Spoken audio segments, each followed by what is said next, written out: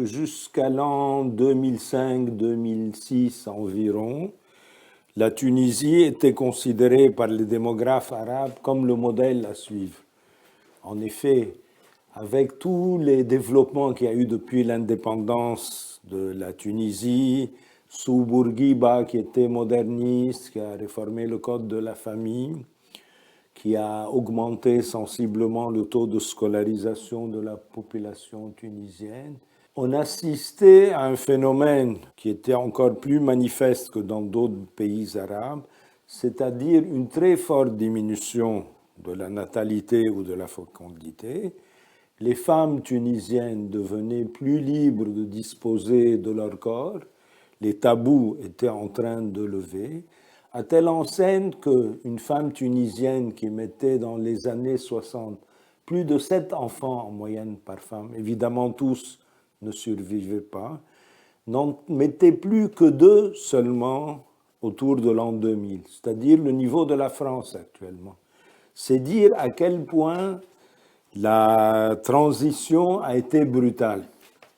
Maintenant, cette transition démographique avait été en grande value voulue par les pouvoirs tunisiens successifs, notamment pour ce qui est du statut de la femme, de l'éducation, de l'urbanisation qui n'était pas directement voulue par le pouvoir, mais qui n'était pas freinée. La Tunisie est un des pays arabes les plus urbanisés, a entraîné cette révolution démographique.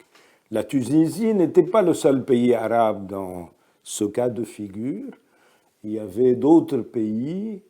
La très grande majorité des pays arabes ont suivi cette tendance.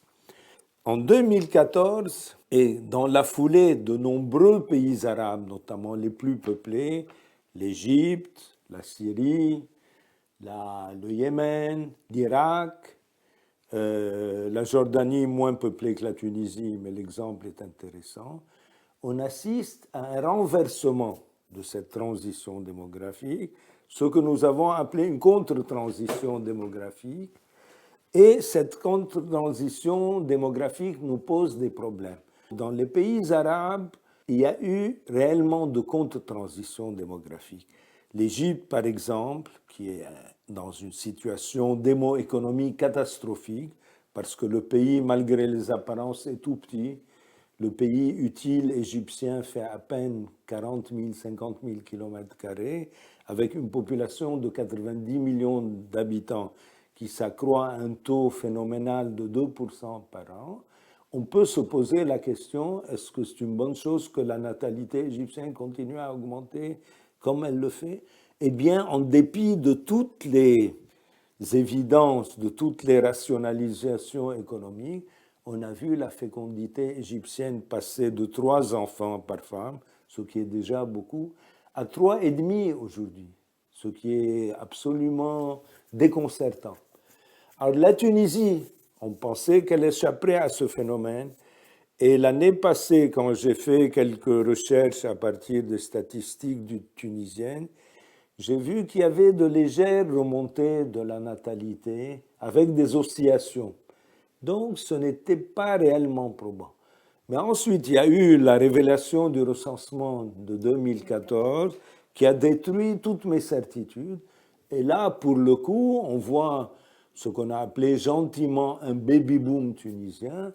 Mais en fait, c'est une très forte remontée de la fécondité. Je vous ai dit qu'on était tombé à 2 enfants par femme en Tunisie. Aujourd'hui, en 2014, ou plutôt l'année passée en 2014, la Tunisie était à un peu moins que de 2 enfants et demi, c'est-à-dire une très forte remontée. Et c'est le niveau que le Maroc, qui est un pays beaucoup moins moderne que la Tunisie, avait atteint il y a 10 ans. C'est vous dire donc, il y a quelque chose qui perturbe l'image. L'Algérie est aussi dans le même cas de figure, avec une très forte remontée de la natalité. Il y a la fin de la guerre civile, voilà. C'est sûr. Et le fait que beaucoup de gens qui ne s'étaient pas mariés se sont remis sur le marché matrimonial et donc se sont mis à avoir des enfants. Mais il y a eu aussi d'autres phénomènes. Il y a le phénomène de la distribution massive de la rente pétrolière qui a encouragé, alors qu'avant ils gardaient tout dans leur bas de laine. À partir de 2011, ils se sont mis à être plus généreux. Et tout ceci a donc propulsé la natalité. Puis il y a aussi le souvenir lointain de la guerre d'Algérie, un pays qui a eu un grand nombre de shuhada, de martyrs. Il y a toujours une réaction de type nataliste qui se fait après coup et dont les effets peuvent se perpétuer même 50 ans après. Le problème est sérieux parce que la Tunisie, ce n'est pas le Qatar, ce n'est pas l'Arabie saoudite, ce n'est pas le sultanat d'Oman, mais c'est un pays qui est pauvre en ressources. On ne peut pas imaginer une fécondité de 3 enfants et demi par femme en Égypte de manière durable. On peut aussi difficilement imaginer une fécondité de 2 enfants et demi en Tunisie de manière durable. Combien de temps ça va durer? 1 an, 2 ans, 3 ans? Ça m'est beaucoup plus difficile de vous le dire parce que nos outils d'analyse ne nous permettent pas de pouvoir extrapoler de manière sur ce genre de données.